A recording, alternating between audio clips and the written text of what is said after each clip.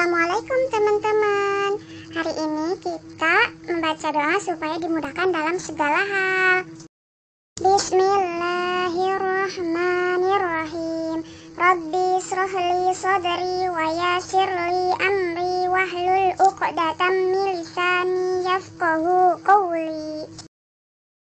Wahai Tuhanku, lapangkanlah untukku dadaku dan mudahkanlah untukku urusanku dan lepaskanlah kekakuan dari lidahku supaya mereka mengerti perkataanku. Amin.